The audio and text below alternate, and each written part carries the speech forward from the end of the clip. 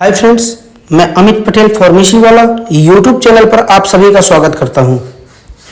तो दोस्तों, आज मैं आपको बताने जा रहा हूं most important topic, pharma industry में एवरी इंटरव्यू में पूछा जाने वाला क्वेश्चन। बहुत सारे लोग जिनको फार्मा इंडस्ट्री में एक्सपीरियंस है या तो फ्रेशर है, बहुत सारे लोगों को अल्कोवा के बारे में पता नहीं होता है। अल्कोवा क्या है और उस पे जो प्लस का प्रिंसिपल है उसका मतलब क्या होता है। दोस्तों, आपने YouTube पर बहुत सारी वीडियोस देखी होंगी अल्कोवा ए प्लस की, जिन पर बहुत अच्छे से समझाया भी गया है। बट जो आपको मैं आज बताने जा रहा हूं, स्पेशली फार्मा रिलेटेड एग्जांपल्स देके, उससे आज सारे डाउट्स आपके क्लियर हो जाएंगे। तो चलिए स्टार्ट करते हैं। देखिए दोस्तों, अल्कोवा का मतलब क्या है और अल्कोवा प्लस मतलब जो प्लस प्रिंसिपल लगा है वह क्यों लगाया गया है, तो एक्सप्लेन करते हैं। अल्कोवा, इसके वर्ड को हम ब्रेक करके देखते हैं। अल्कोवा में फर्स्ट लेटर क्या है? ए का मतलब है एट्रीब्यूटेबल। अभी एट्रीब्यूटेबल का मतलब क्या होगा? डाटा किसने रिकॉर्ड किया और कब रिकॉर्ड किया। कहने का मतलब है, जैसा कि मैंने शिफ्टिंग चालू किया, वाइब्रो शिफ्टर होता है जिसमें शिफ्टिंग करते हैं, तो शिफ्टिंग किसने चालू किया और कब चालू किया, है ना। तो यह हो गया एट्रीब्यूटेबल, जिससे हम ट्रैक कर सकें कि हाँ भाई, इस बंदे ने शिफ्टिंग चालू किया है और इस टाइम पे चालू किया है। यह एट्रीब्यूटेबल में आ जाएगा। सेकेंड, एल मतलब लीजिबल। लीजिबल का मतलब क्या है? डाटा रीडेबल होना चाहिए। डाटा रीडेबल मतलब पढ़ने योग्य, ठीक है ना।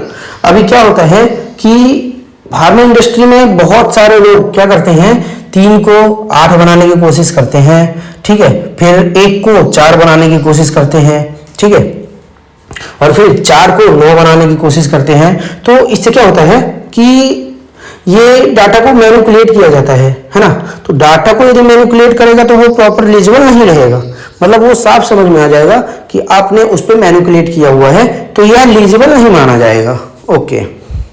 सी मतलब होता है कॉन्टेम्पोरेनियस।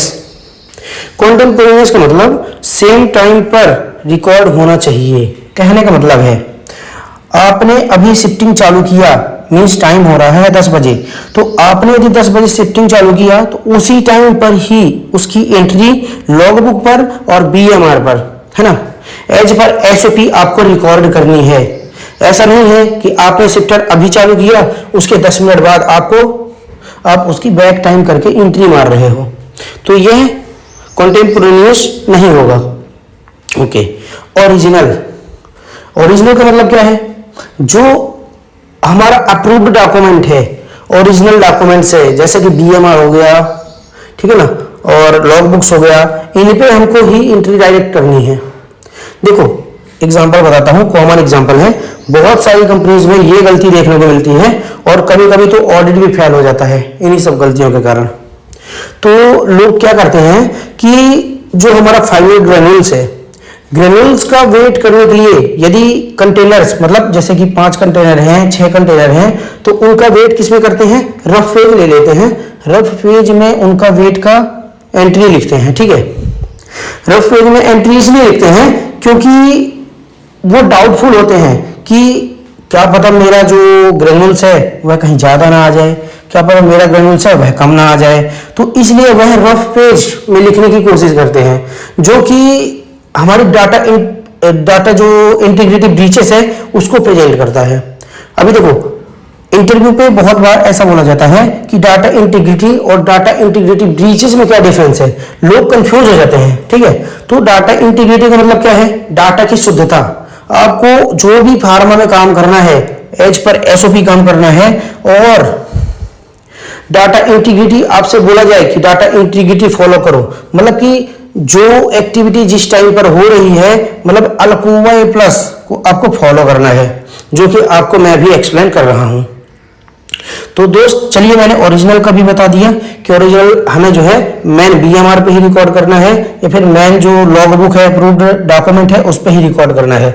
हमको फर्जी जो पेज होता है, रफ पेज होता है, उस पे कुछ भी एंट्री रिकॉर्ड नहीं करनी है, उसको पूरी तरह से अवॉइड कर देना है। यह ओरिजिनल हो गया।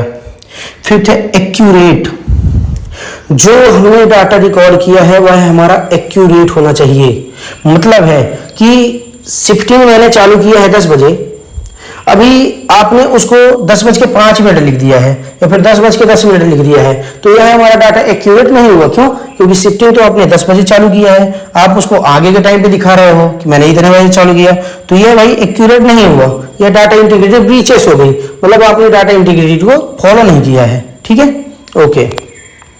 अब इसमें जो प्लस लगा होता है, मतलब अल्कोवा प्लस जो प्रिंसिपल होता है, इसका मतलब समझाता हूं। जो प्लस लगा हुआ है क्या होता है एक्चुअली, ठीक है। देखिए, फर्स्ट होता है इसमें कंप्लीट, मतलब कोई डाटा मिसिंग एंट्री नहीं होनी चाहिए। कहने का मतलब समझिए, आपने शिफ्टिंग चालू किया, शिफ्टिंग चालू करने पर लॉगबुक में क्या क्या एंट्री होनी चाहिए। पहले आप डेट लिखते हो, उसके बाद प्रोडक्ट का नाम लिखते हो, प्रोडक्ट का बैच नंबर लिखते हो, स्टार्ट टाइम लिखते हो, और एंड कब हुई आपकी प्रोसेस वो लिखते हो।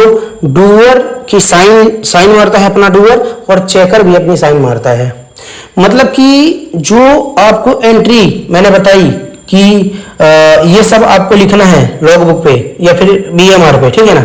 यदि आपने इनमें से कोई भी स्टेप मिसिंग किया, जैसे कि डूअर ने साइन नहीं मारी है, एंट्री सारी कर दी है, या फिर डूअर ने सब कुछ कर दिया है बट चेकर का साइन ही पेंडिंग है ना, तो यह हमारा कंप्लीट डॉक्यूमेंट नहीं होगा। कंप्लीट का मतलब है हमारा जो एंट्री है वह प्रॉपर होनी चाहिए, कोई भी एंट्री हमारी मिसिंग नहीं होनी चाहिए। ओके। कंसिस्टेंट, कंसिस्टेंट का मतलब फार्मा में कोई भी वर्क कंसिस्टेंसी के साथ करना है हमको। एग्जांपल देता हूं, देखो फार्मा में ग्रेनुलेशन का एग्जांपल देता हूं। ग्रेनुलेशन में पहले क्या होता है, शिफ्टिंग की जाती है, शिफ्टिंग के बाद मिक्सिंग होगी, मिक्सिंग के बाद बाइंडिंग होगी, बाइंडिंग के बाद ड्राइंग होगी, ड्राइंग के बाद साइजिंग होगी, और साइजिंग के बाद लुब्रिकेशन होगा, तब जाके ग्रेनुल्स फाइनल होता है। ओके। लेकिन सपोज हमारा फर्स्ट स्टेप क्या है, शिफ्टिंग करना, उसके बाद मिक्सिंग करना, लेकिन गलती से क्या हो गया है कि आपने शिफ्टिंग की जगह पहले मिक्सिंग कर दिया 10 बजे, और 10 बजे के बाद आप शिफ्टिंग का टाइम दिखा रहे हो, तो ये क्या हुआ, कंसिस्टेंसी नहीं हुआ, इनकंसिस्टेंट डाटा हो गया। जो हमारा फ्लो है काम करने का, आपने उसको ही बिगाड़ के रख दिया, मतलब इनकंसिस्टेंट कर दिया है आपने, है ना। तो यह हो गया कंसिस्टेंट और इनकंसिस्टेंट में डिफरेंस। ओके। इसके बाद होता है इंड्यूरिंग। डाटा ड्यूरेबल फॉर्म में स्टोर होना चाहिए। ड्यूरेबल फॉर्म का मतलब क्या है वो समझो। ड्यूरेबल मतलब लॉन्ग लास्टिंग समझो, मतलब ज्यादा समय तक अवेलेबल होना चाहिए। सपोज आपने बीएमआर पे एंट्री की है, या फिर जो लॉग बुक्स होती हैं उसमें किस पे एंट्री की है, पेंसिल से लिख दिया है, ठीक है ना, पेन की जगह, तो पेंसिल से लिखा हुआ क्या होगा, इरेज हो सकता है, मतलब मिट सकता है, या फिर लाइटली दिख सकता है बाद में जाके, है ना। तो हमें क्या करना है, जो एज पर कंपनी पॉलिसी जो हमें पेन यूज करना रहता है ना, परमानेंट हमारा जो पेन है, तो उसी से हमको लिखना है, हमको पेंसिल का यूज नहीं करना है ओरिजिनल डॉक्यूमेंट्स पे, या फिर फार्मा में हमको पेंसिल का यूज कहीं करना ही नहीं है। As per company policy, as per SOP जो लिखा गया है, हमको उसी से ही लिखना है डॉक्यूमेंट्स पर, ठीक है। ओके। ये इंड्यूरिंग हो गया, मतलब लंबे समय तक हमारा डाटा अवेलेबल होना चाहिए, वह मिटना नहीं चाहिए, ठीक है। इंड्यूरिंग। लास्ट में होता है अवेलेबल। अवेलेबल का मतलब क्या होता है, क्लियर बताता हूं। देखो, as per pharmaceutical company policy, मतलब फार्मास्यूटिकल कंपनी पॉलिसी में अप्रोक्स 3 इयर्स तक जो हमने बैच बनाया है उसका डाटा हमारे पास अवेलेबल होना चाहिए। सपोज मैंने पैरासीटामोल का बैच बनाया है 2026 में, तो 27, 28, 29 मतलब 2029 तक अप्रोक्स वह डाटा हमारे पास रहना चाहिए। क्यों? क्योंकि कभी भी ऑडिटर या फिर क्यूए वाला पर्सन जिसे कुछ क्वेरी है उस चीज को लेके, उसको हम डाटा अपना प्रोवाइड कर सकें, यह होता है अवेलेबल, ठीक है। तो दोस्तों, आशा करता हूं कि अभी तक जो भी आपने वीडियोस देखी हैं अल्कोवा की, और आज मैंने जो आपको समझाया है, तो मेरी वीडियो आपको बहुत ज़्यादा पसंद आई होगी। इसी तरह आगे भी नया टॉपिक लेकर आऊँगा। यदि वीडियो अच्छी लगी हो तो चैनल को लाइक कीजिए, सब्सक्राइब कीजिए, और